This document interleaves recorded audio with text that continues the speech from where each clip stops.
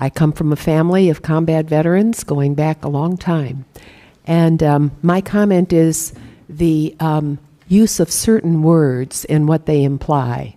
When I hear warrior ethos, and I hear it a lot from you, Mr. Secretary, I'm concerned. All the soldiers in our family, all of whom fought and received medals for their combat service, call themselves soldiers. Marines are trained to kill.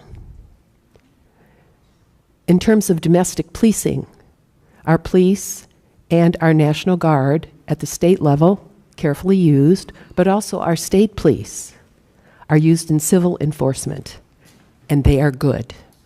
I don't need any reply. I just am concerned about what those words you often utter actually do in people's minds and change the language we have used since the founding of this republic. So that is a concern of mine. I wanted to go to the General and Chairman, if I could. We've heard a lot this morning about defense industrial base. And this is something I ran for office on a long time ago. We have not made significant progress as a country in this regard. And the places that made things, whether they were machine tools, whether it was composite materials, were left behind. It's one of the reasons for the division in our society. So I am very interested in knowing what specifically and in which accounts, and I hope you can get this back to us within a week and a half, you are going to focus on in order to inject additional resources in the defense industrial base of this country. What will that look like? We are just successful now in helping steel to revive and some of our composite metals. 40 years ago, I wrote a title to the defense bill dealing with strategic metals. Nobody at Department of Defense cared, okay? So I'm interested in which accounts, if you could kindly get back to me on that, and when you say defense industrial base, budget-wise, in which accounts, what does that mean? All right, I don't expect you to answer it now.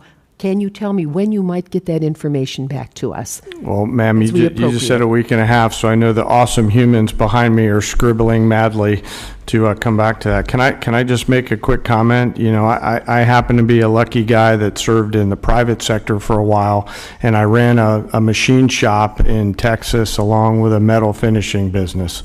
So when we talk about defense industrial base, I broaden that out to really the national industrial base. There are certain components that are made in the defense side, but as you articulate, ma'am, many others are made in the small machine shops out around this entire nation. When I talk about mobilizing our nation, I think of that national, not just defense industrial base.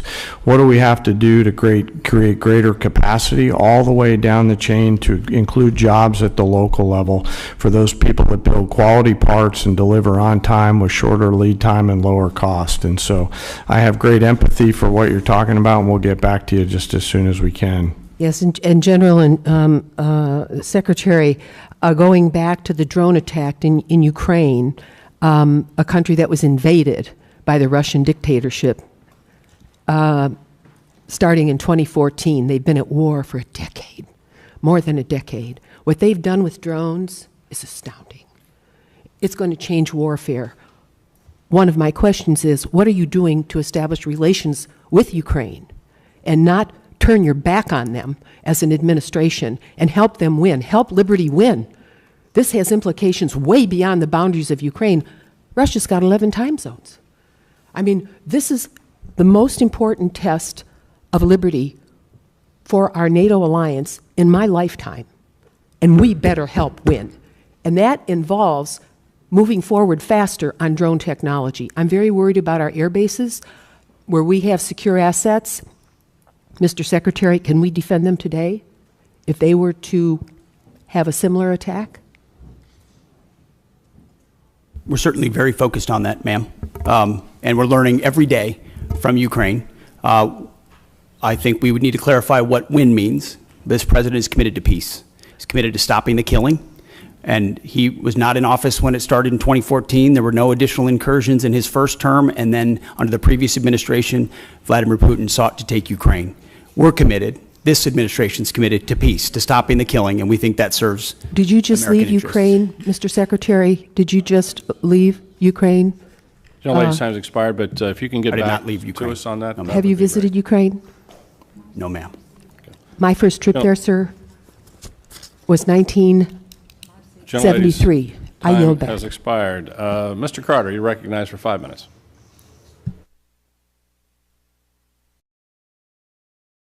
For your service to our country, Robert. We're very proud of you.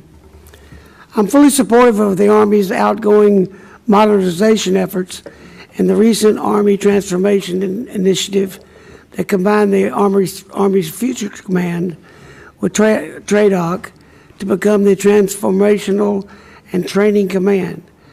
How are you?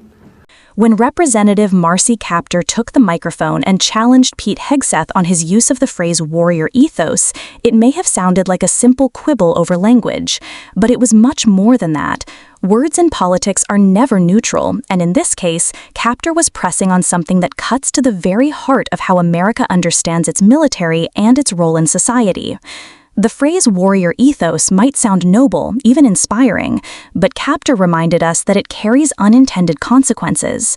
Soldiers in her family, veterans who fought bravely and received medals for their service, never referred to themselves as warriors. They were soldiers, they were defenders, they were disciplined professionals serving a republic, not conquerors fighting endless battles. That difference in language reflects a difference in philosophy. If we normalize warrior over soldier, we risk changing how the military sees itself and how the public sees the military. Suddenly, the military is not an instrument of defense and deterrence, but an entity of perpetual combat, prepared to bring war not just abroad, but perhaps into domestic life. That shift may sound subtle, but history shows us that such linguistic changes often precede cultural and political ones.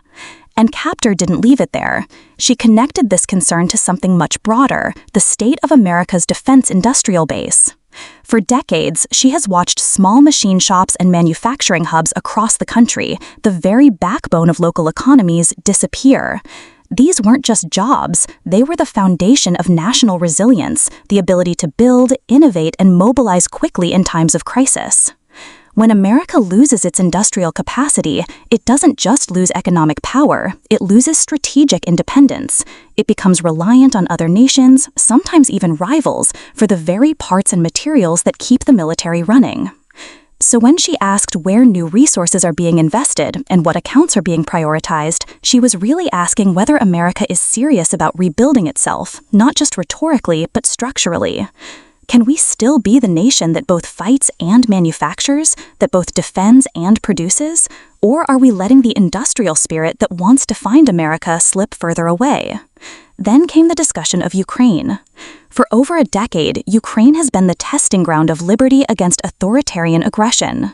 The rise of drone warfare there is not just a regional development, it's a revolution in how wars will be fought. Ukraine's innovation in this space has been astounding, showing how a smaller nation, under siege, can outmaneuver a larger power through technology and creativity. The question is whether the United States is truly learning from this, or whether it's stuck in an outdated model of warfare, too slow to adapt, too cautious to innovate. And when Hegseth responded by emphasizing peace and the administration's position, it exposed the tension between rhetoric and reality. Because supporting peace is easy to say, but how do you achieve peace when authoritarian regimes like Putin's interpret hesitation as weakness? How do you ensure stability when the tools of modern war, drones, cyber, and industrial capacity are advancing faster than our policies? Kaptur's line of questioning revealed more than just disagreement. It revealed competing visions of America's identity, one that sees itself as a perpetual warrior state versus one that insists on being a disciplined republic, one that either rebuilds its industrial core or drifts into dependency, one that either stands firmly with democratic allies or risks being outpaced by aggressors. This hearing was about much more than semantics. It was about the language that shapes culture, the industries that sustain power, and the global conflicts that define the 21st century. And that's why it matters to all of us. Because whether we call soldiers warriors, whether we invest in machine shops and steel plants, whether we stand firmly with Ukraine, these choices will define not just U.S. foreign policy, but the kind of nation America will be at home. So as you think about this exchange, ask yourself, what kind of America do you want to see? A republic grounded in defense and discipline, or a state drifting toward endless war? A nation that can still build and innovate for itself, or one dependent on fragile supply chains? A country that leads in defending democracy abroad, or one that hesitates until it's too late? If you care about these questions, keep engaging, keep learning, and keep pressing your leaders for real answers. And if you want more deep dives into hearings like this, moments that reveal far more than meets the eye, make sure you subscribe and turn on notifications, because this is about more than politics. It's about the future of democracy itself.